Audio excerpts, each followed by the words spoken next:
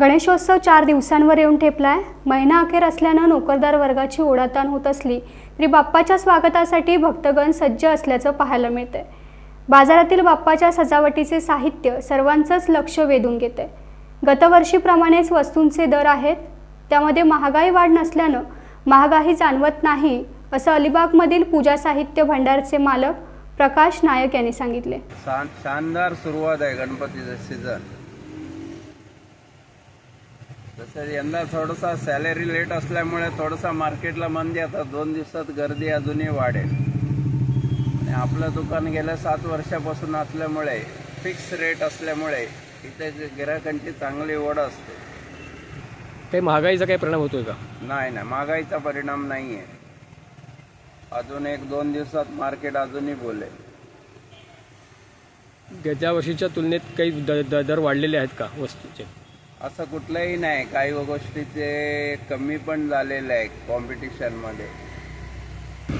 हर साल हम गणपति करने के लिए आता है, क्योंकि हमारे जितने भाई बहन है सब तक ढोलकी पहुंच जाए, गांव में आरती बजाए और सब आरती वारती में पूजा पाठ में लगता है और बजाएं। हम इसके लिए यहाँ पर आते हैं उनकी सेवा के लिए। जब गणपति का टाइम आता है तब आते हैं। चिपळूण तालुक्यातील दसपटी विभागाला जोडणारा आणि प्रमुख जिल्हा मार्ग क्रमांक 23 वरील पिंपळी नांदवसे नदीवरील पूल अचानक खचल्याने दसपटीकडे जाणारी सर्व वाहतूक ठप्प झाली। हा पूल सन 1965 साली बांधण्यात आला।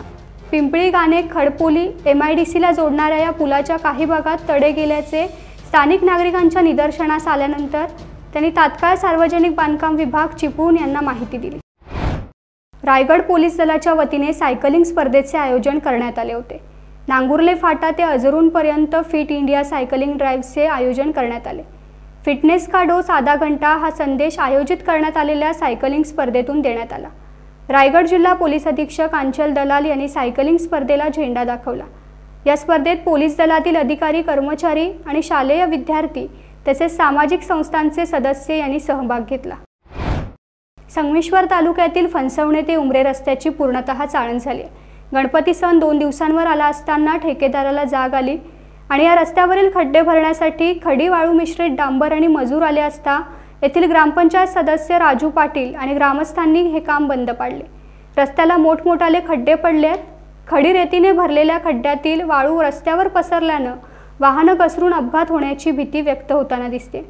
त्यामुळे जर खड्डे भरायचे असल्यास ते सिमेंट काँक्रीटने किंवा जांभा दगडाने भरावेत, अशी मागणी येथील ग्रामस्थ आणि वाहन चालकांनी केली। टाइम्स डिजिटलला लाईक करा, शेअर करा, सबस्क्राइब करा आणि बेल आयकॉन दाबायला विसरू नका। Times digital.